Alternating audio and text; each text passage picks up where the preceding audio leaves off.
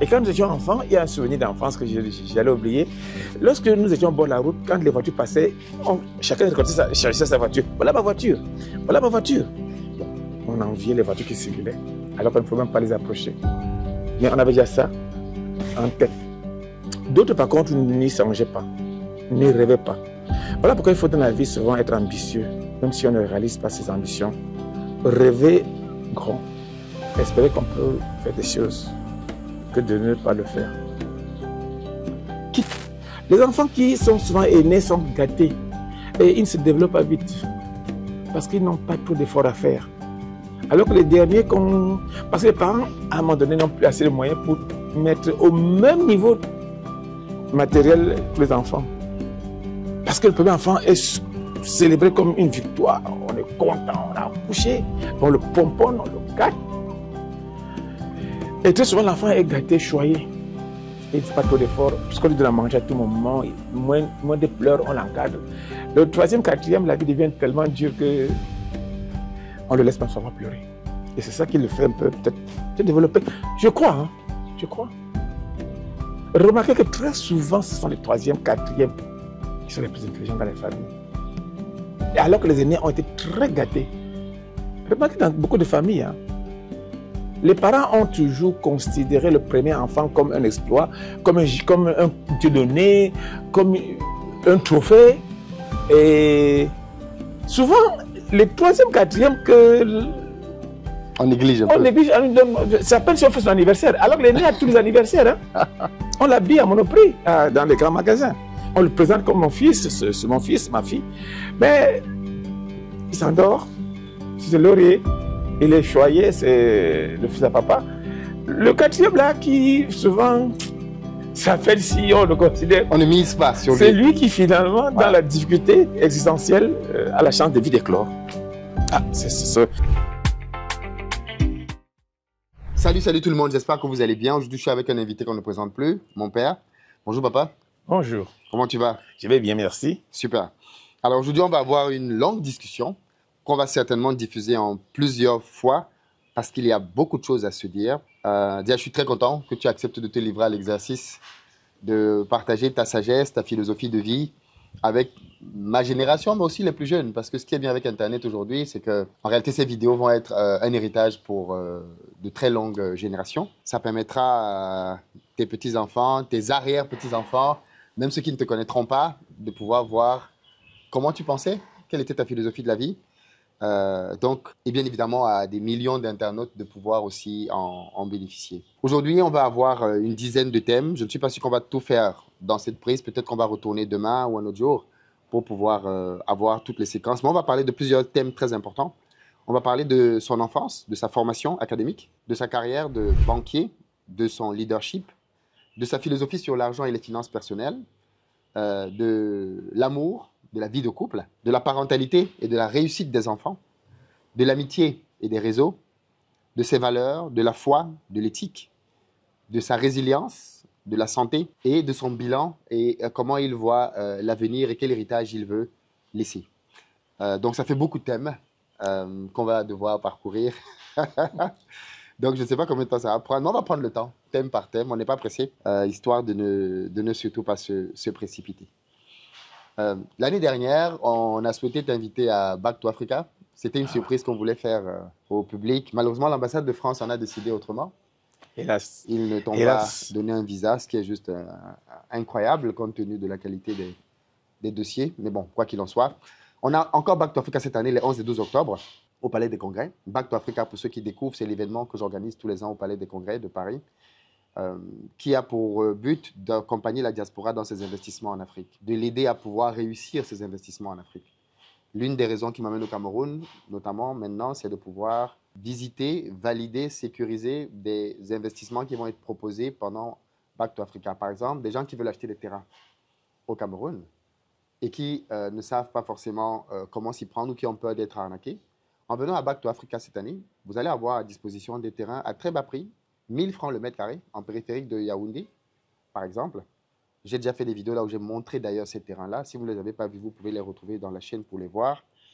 D'autres un peu plus chers, mais ce sont des terrains sécurisés qui ne souffrent de rien et que vous pouvez acheter avec un partenaire de confiance à Paris, à Back to Africa. Vous pourrez même payer en plusieurs tranches pour certains de ces terrains. Vous imaginez, ça veut dire qu'avec moins de 1 000 €, tu peux acheter un terrain de 500 mètres carrés, dont la valeur va être doublée, voire triplée dans les 5 prochaines années. L'achat de terrain en Afrique est un très bon investissement que beaucoup de gens négligent. Ce qu'on fait au Cameroun maintenant, je vais aller la semaine prochaine en Côte d'Ivoire pour rencontrer un fournisseur là-bas qui va faire la même chose. Ensuite, j'irai au Sénégal. Le but, c'est vraiment que les Africains puissent faire du business de manière sécurisée. Mais ce n'est pas tout. Cette année, on va avoir un autre focus à Back to Africa, c'est d'aider la diaspora à gagner de l'argent là où elle est. Parce qu'on s'est rendu compte que beaucoup de personnes ne peuvent pas investir en Afrique parce qu'elles ne gagnent pas assez de revenus en Europe ou en Amérique.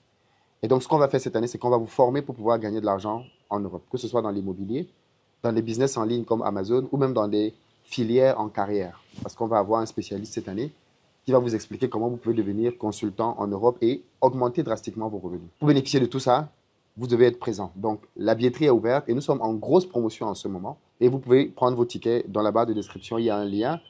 Si vous ne pouvez pas être là, vous avez le stream à 99 €. Et si vous pouvez être là, vous avez de la billetterie entre 100 et 150 € en fonction de quand vous allez voir cette vidéo. Parce qu'on a une promotion qu'on a faite sur 100 tickets à 100 €. Ce sont les tickets qui vont être à l'arrière. Et bien évidemment, pour les personnes qui ont des faibles revenus, les étudiants, ce genre de choses, il faut profiter de cette offre-là. Parce que dès que les 100 tickets seront partis, on va basculer à ceux de 150 et après on va basculer à ceux de 200 parce qu'en fait, on remplit la salle en descendant et les tickets les plus chers seront autour de 450-500 €. Vous voyez que en achetant vos tickets maintenant, vous êtes en train de faire une économie énormissime de quasiment divisé par 5. C'est une vraie incitation parce qu'on veut que la salle se remplisse maintenant pour mettre toute notre énergie à l'organisation de l'événement et pas à courir à la dernière minute pour avoir des tickets et ainsi de suite. Donc, prenez vos places, partagez massivement on va pouvoir entrer dans la conversation. Comment ça va? Ça va, ça va. En forme? Ça va, je ne me plains pas, ça va. Super. Comment tu te sens à chaque fois qu'on fait des interviews comme celle-ci dans lesquelles je t'amène à partager ton histoire, ton expérience?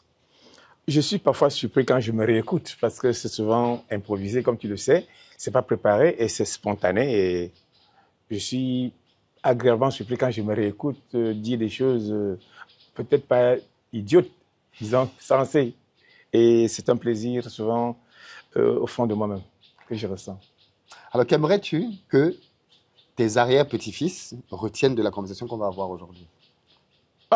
J'aimerais qu'ils retiennent peut-être qu'il y avait eu avant un de leurs anciens parents qui peut-être avait quelques idées bonnes à transmettre à la génération parce que très souvent, nous sommes de culture orale. Et si nous ne le faisons pas pour les générations à venir, ce sera peut-être un manque à gagner énorme. Or, s'ils peuvent écouter ce qu'en 2025, un de leurs tontons, un de leurs grands-parents déjà disait, peut-être que je me trompe, je peux me tromper, mais je le dis de bonne foi à la base de certaines expériences personnelles et peut-être que je peux parfois avoir un peu raison. Ça pourra les aider. Ils pourront comprendre que il y a des choses que j'avais vues juste à partir des éléments qui étaient à ma disposition. Est-ce que tu as comme ça un objet ou une photo qui symbolise ta vie? Oui, quand il m'arrive de revoir les anciennes photos, parce que les photos qui sont aujourd'hui une chose facile, à d'autres époques, c'était vraiment une merveille. Quand je revois certaines photos de moi, ça me fait chaud au cœur. Et des photos des années où on était encore vraiment dans le Cameroun, où on sortait vraiment de la barbarie, pour ne pas dire de la sauvagerie, bref, de la misère, de la pauvreté. Parce que le bien-être dans lequel la génération actuelle se meut, vous n'avez pas une idée de ce que c'était à notre époque. Hein. C'était comment à l'époque? C'était difficile. Il n'y avait pas d'électricité, il n'y avait pas d'eau. Mais l'électricité, c'était quelque chose. Mais c'était, on sortait de la. Enfin, on était encore. Nous sommes nés dans l'époque coloniale. L'électricité, c'était dans les quartiers résidentiels, les lampadaires. Il n'était pas concevable qu'on ait l'électricité à la maison. C'était les lampes à Eda, peut-être pour les familles les plus riches. Donc l'eau, alors là, n'en parlons pas. Bon, il y avait les bonnes fontaines où on s'approvisionnait. Non, le confort n'était pas la chose qu'on pouvait trouver facilement. Hein. Même déjà la maison qu'on appelait cimentée, ce n'était pas évident. Ne parlons pas de la maison où il y avait les murs crépis. Oui, parce que quand on revoit certaines anciennes images de la ville de Douala ou des capitales africaines, on a l'impression que c'est moins développé, que l'arrière de nos villages aujourd'hui. Oui, oui, mais c'était rustre. Mais vous n'imaginez pas. Quand je vois les gens aujourd'hui ne pas imaginer les difficultés que nous éprouvions pour seulement ravitailler la maison en eau potable. Et je constate que parfois dans certaines maisons, et même dans la plupart des maisons en Afrique aujourd'hui, il manque l'eau au frigo, alors qu'il y a le robinet à la maison. C'est vrai. Vous n'imaginez pas que nous devions faire des kilomètres pour puiser l'eau et pour la maison. Et il n'y avait pas de réfrigérateur. Oh là là, l'eau glacée, c'était quelque chose. Vous ne pouvez pas imaginer. Le matin, vous devriez aller loin puiser l'eau. Et aujourd'hui, déjà avoir l'eau à la maison, c'est un bonheur. L'électricité, n'en parlons pas. Je peux vous raconter 1000 anecdotes de la tempête. Alors, quand je vois les gens ne pas éteindre quand ils sont dans une chambre, je me dis qu'ils ne savent pas, ils savent pas. C'était difficile. C'était difficile. Ouais. D'ailleurs, je me souviens, quand nous étions encore au lycée, on apprenait sur le lampadaire. Oui, lampadaire. Oui. J'ai lu ça dans des livres, oui. Les lampadaires.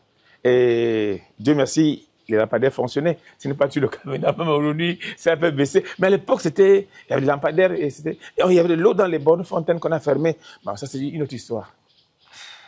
Alors, premier compartiment, parce que là, c'était pour planter un peu le décor. Premier compartiment qu'on va voir ensemble, c'est ton enfance et ta formation, ton éducation. Alors, première question, parce que pour chacun de ces blocs-là, j'ai bien fait les choses cette fois-ci, j'ai des questions précises. Mais bien évidemment, pendant la conversation, on va se laisser la liberté de pouvoir explorer d'autres choses. Quel souvenir, et là c'est quel au pluriel, souvenir marquant gardes-tu de ton enfance? Mon enfance, comme toute enfance des enfants de ma génération, était très difficile. Et il y a un souvenir qui me fait toujours très mal au cœur. Le taux de mortalité était élevé. Dans mon quartier, on pleurait chaque semaine. Un enfant mourait. Vous n'imaginez pas ce que la vaccination a fait en Afrique. Moi, j'ai perdu le premier cadet, le malaria, qu'on n'appelle palu.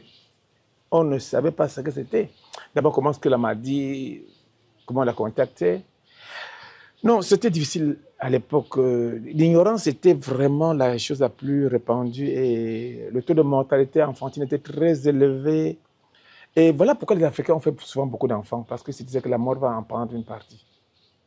On ne pouvait pas se permettre, comme aujourd'hui on dit 2 ou 3, non. On en faisait parce que c'est Dieu qui donnait et il y en avait qui devaient peut-être, forcément par le hasard, partir très tôt. Et dans toutes les familles de ma génération, on a perdu des enfants. Ce qui n'est pas le cas aujourd'hui.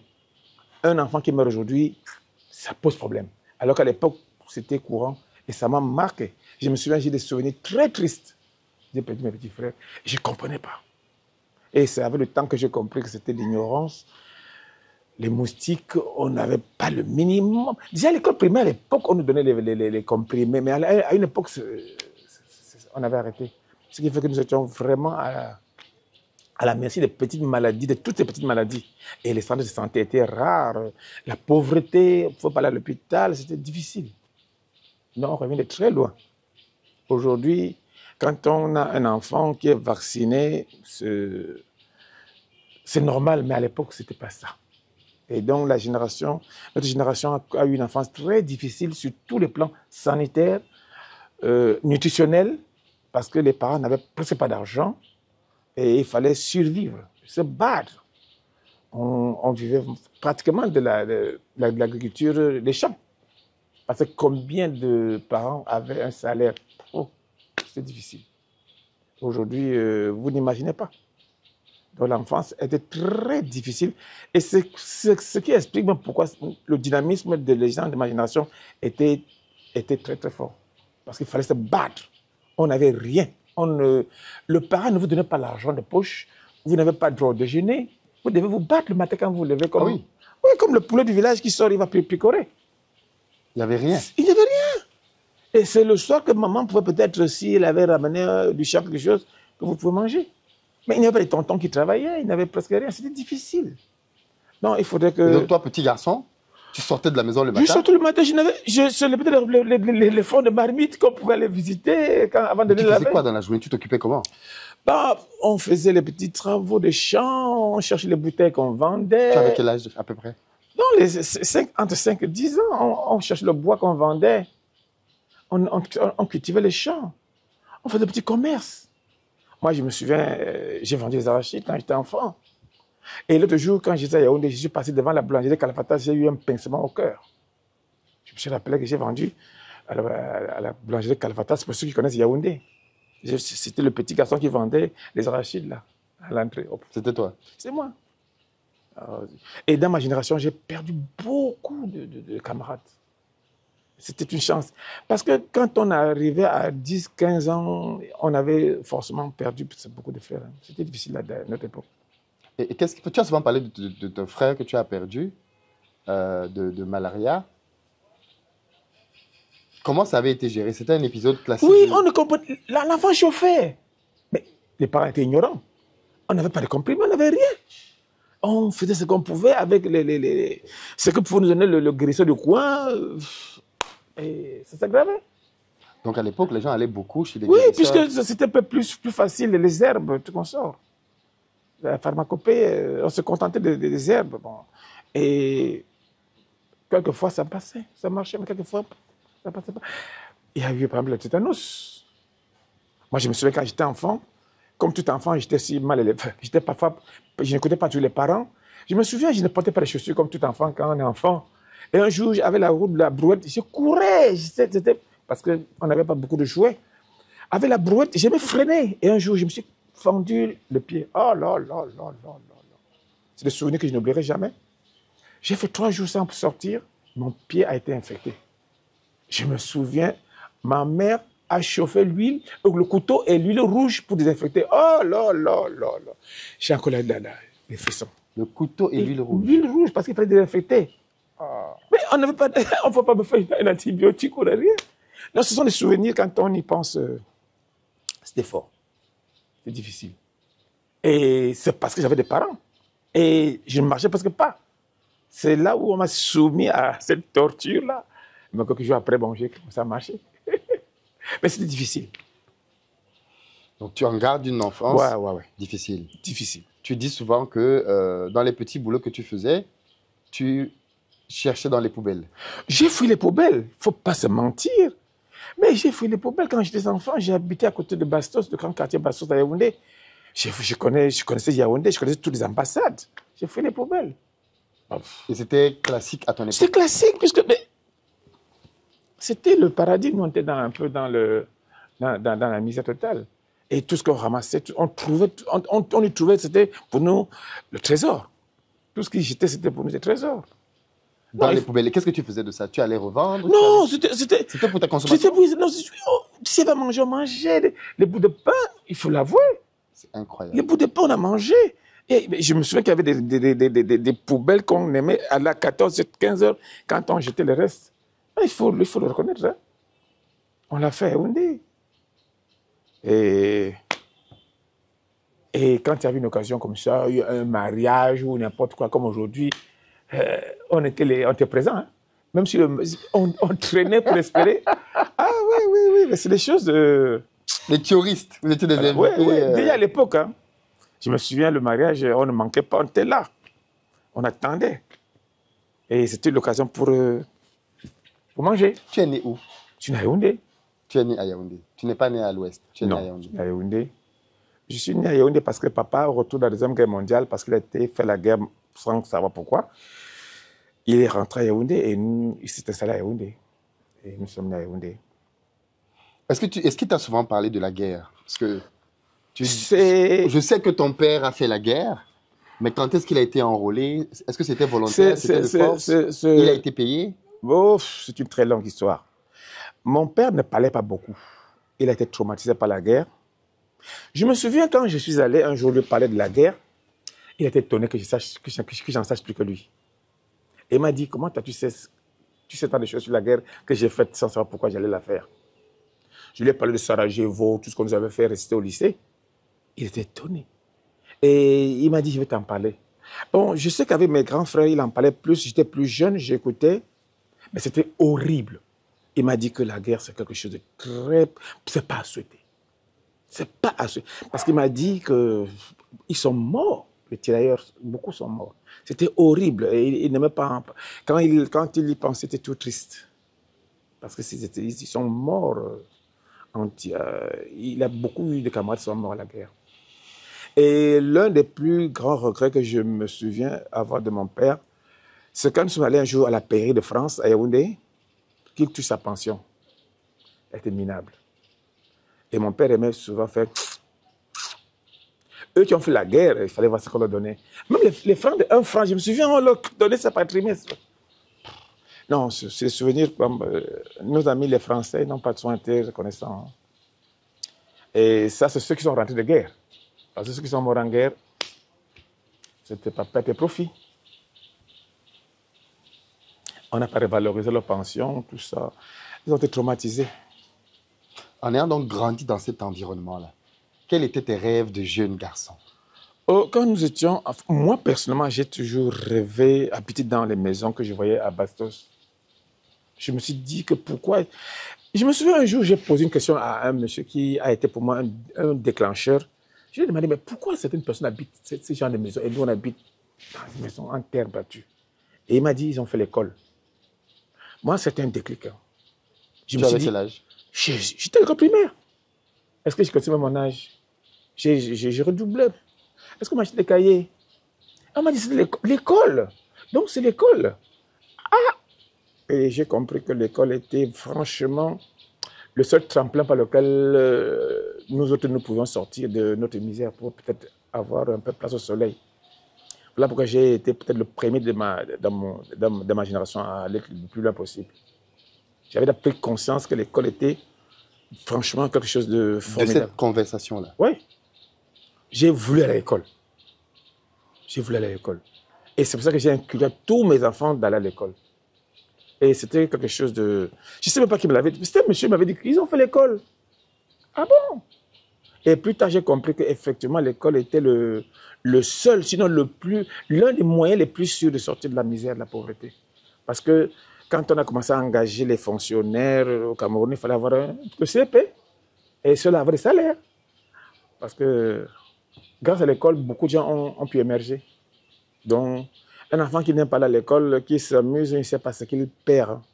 Il vaut mieux avoir ses diplômes et ne pas travailler, parce que tôt ou tard, un jour, on peut avoir besoin de gens qui ont fait l'école.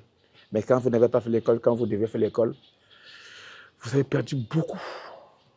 Tu rêvais de grandes maisons? Oui. J'admirais les maisons des autres où il y avait la lumière, où il y avait les chiens, où il y avait les voitures. Alors que on faisait nos voitures avec les bambous. J'ai rêvé. Heureusement que j'ai vu tout ça dans ma jeunesse, dans ma vie. Mais et tes camarades avaient les mêmes rêves que toi? Non, beaucoup n'avaient pas les mêmes rêves que moi. Je me souviens d'avoir eu à une époque avec certains amis de mon quartier discuter sur l'avenir, mais ils ne voyaient pas plus loin que ça. Pour eux, c'était manger à la limite ses besoins primaires. Et il y a un même qui m'avait dit un jour comme ça que son plus grand rêve, c'était d'avoir la Suzuki. Moto. Moi, je lui ai dit que je voyais plus grand, je voulais avoir la voiture. Et quand nous étions enfants, il y a un souvenir d'enfance que j'allais oublier. Lorsque nous étions au bord de la route, quand les voitures passaient, chacun cherchait sa voiture. Voilà ma voiture. Voilà ma voiture. Bon, on enviait les voitures qui circulaient, alors qu'on ne pouvait même pas les approcher. Mais on avait déjà ça en tête. D'autres, par contre, n'y songeaient pas, n'y rêvaient pas. Voilà pourquoi il faut dans la vie souvent être ambitieux, même si on ne réalise pas ses ambitions. Rêver grand, espérer qu'on peut faire des choses que de ne pas le faire. Qui t'a le plus inspiré pendant ta phase d'études, l'école?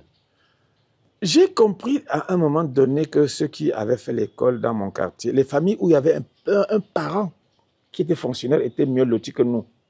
Et depuis que j'ai compris que l'école était le tremplin le plus sûr, donc il y a des familles dans mon enfance que j'admirais, que j'enviais, dont j'enviais la situation, parce que leurs parents étaient des fonctionnaires. Voilà pourquoi j'ai voulu aller à l'école. Parce que vous n'imaginez pas une famille où vous n'avez pas quelqu'un qui a un salaire. Ah, bah, c'est la misère. Alors que vous avez dans votre quartier un papa qui sort le matin, qui rapporte de quoi manger, qui achète les habits à ses enfants, parce qu'il a un salaire, parce qu'il a fait l'école. À l'époque, le CP, c'était un grand diplôme. On engageait ceux qui avaient le CP avaient des salaires. Alors vous comprenez que l'école, c'était fondamental. Il fallait aller à l'école pour avoir un diplôme et espérer avoir une place au soleil. Et moi, j'ai compris ça un peu plus tôt, et j'étais à l'école. Tu as déjà un peu répondu à la question d'après. C'était sur une difficulté scolaire ou familiale qui t'a forgé. Oui, à l'école, j'ai eu une difficulté très personnelle. Mes aînés n'ont pas vite décollé. Ce qui fait que dans une famille, j'aime souvent dire ça. Lorsque les aînés ne décollent pas, ils freinent les cadets si ceux-ci sont un peu intelligents. Moi, j'ai eu des aînés qui n'ont pas vite décollé, ce qui fait qu'ils étaient plus un peu comme embourbés et il fallait qu'on les sorte de leurs difficultés et on m'a ignoré. Ce qui fait que je n'ai pas su vite lire et écrire parce qu'on s'occupait des aînés qui étaient un peu embourbés. Or, ça, j'ai dit aux parents, il ne faudrait pas se focaliser forcément sur les aînés qui n'ont peut-être pas vite eu l'émergence dans l'esprit. Mais si le cadet est bon, il faut aussi suivre le cadet. Et j'ai eu un retard parce que si peut-être que j'avais été l'aîné, peut-être que j'aurais eu la chance de tirer mes cadets. Mais comme j'étais le cadet et que les aînés ne m'ont pas tiré, j'ai eu un peu à en pâtir. D'ailleurs, je me dis toujours que si j'avais été l'aîné, ou si mes aînés avaient décollé, j'aurais fait plus que ce que j'ai été. Parce qu'ils m'auraient imposé, exigé de faire des efforts plus. Or, moi, j'ai fait des efforts, je les ai trouvés, j'ai eu des types pratiquement avant ou avec eux et je les ai laissés. Donc, ça fait que... Et pourtant, vous avez grandi dans la même famille. Oui, c'est un paradoxe. Je suis arrivé à une conclusion. Les enfants, même issus des mêmes parents, n'ont pas les mêmes facultés intellectuelles et morales. Le cadet ou l'aîné ou le troisième ou le quatrième peut être le plus intelligent, le plus doué, le plus futé. L'aîné peut être peut-être aussi, on ne sait pas, hein? Chacun a son étoile. Mais je sais généralement que les aînés, très peu souvent les aînés percent.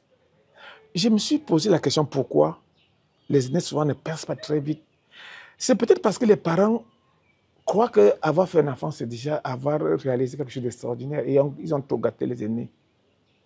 Alors que les cadets qui sont un peu négligés, comprennent plus vite la vie.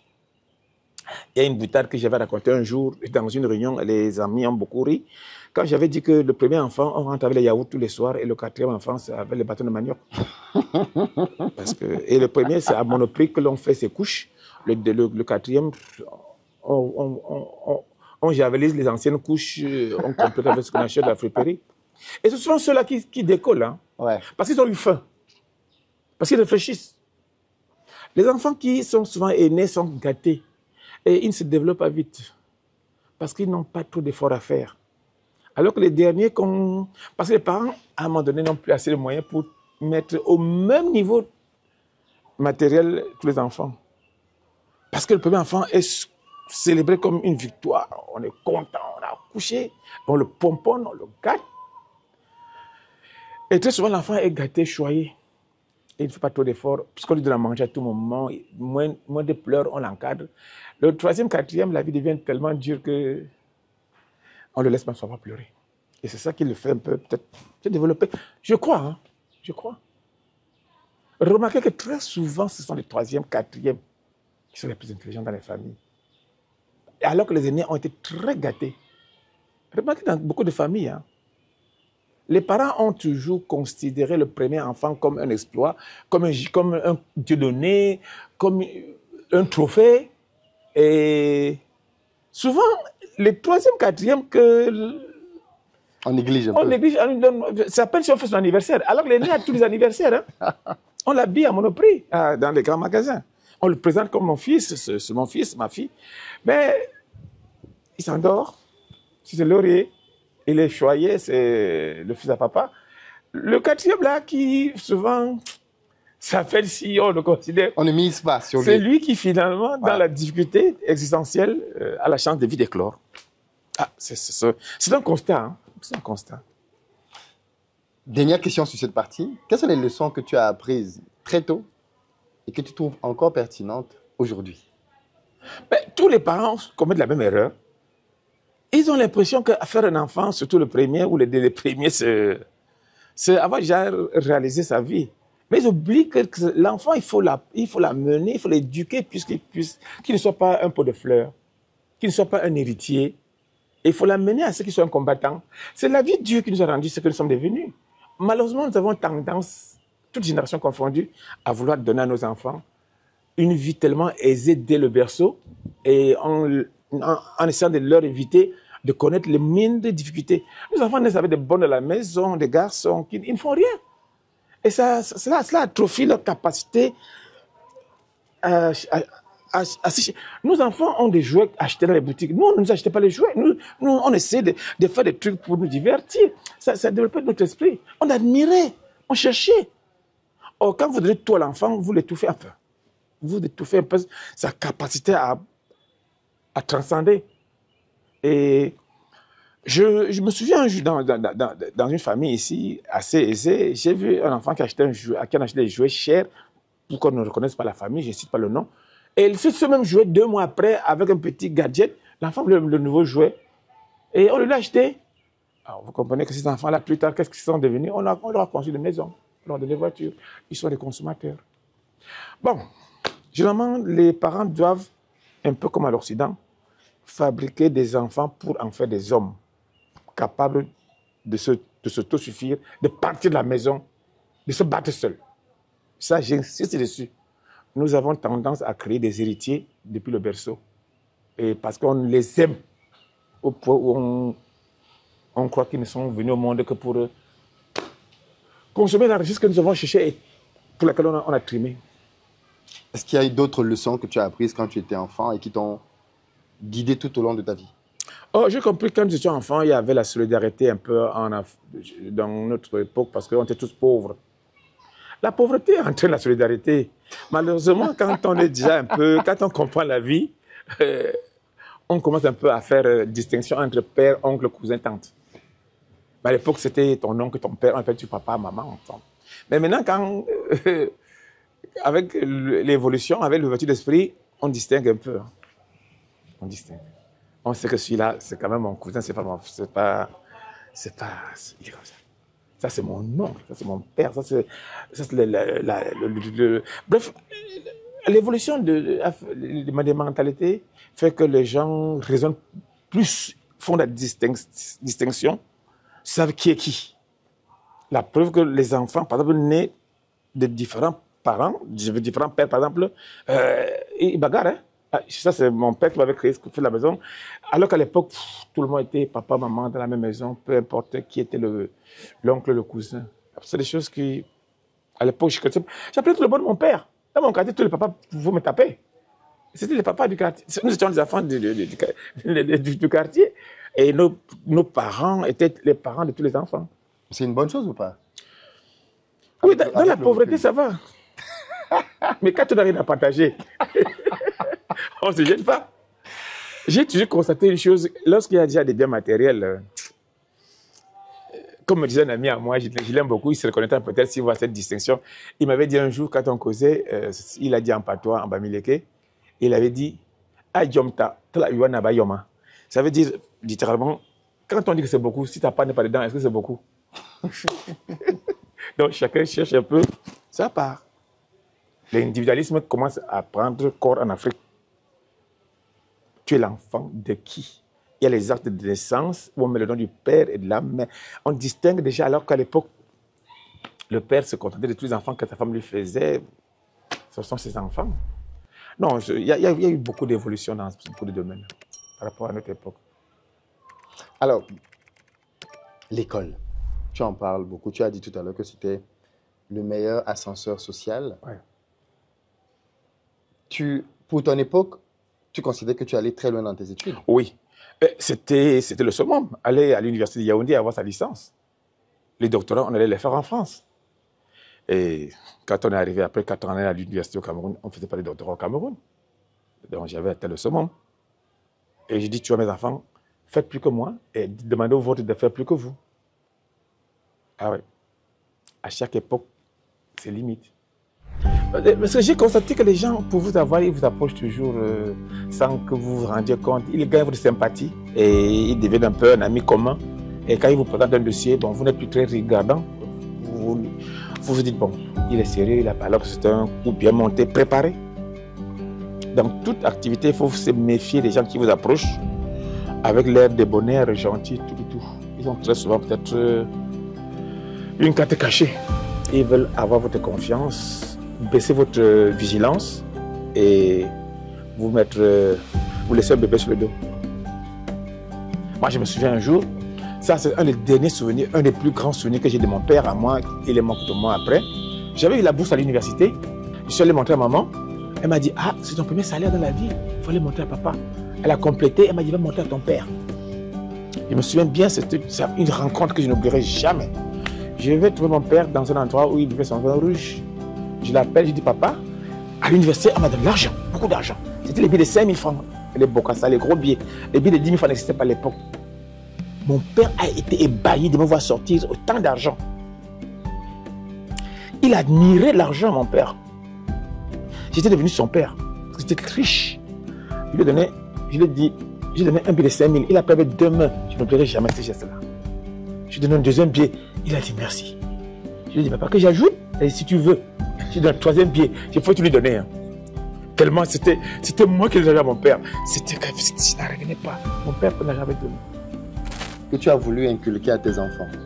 Oui, j'ai toujours voulu que mes enfants, que les enfants comprennent que l'argent a une valeur et que c'est la contrepartie d'un travail fourni.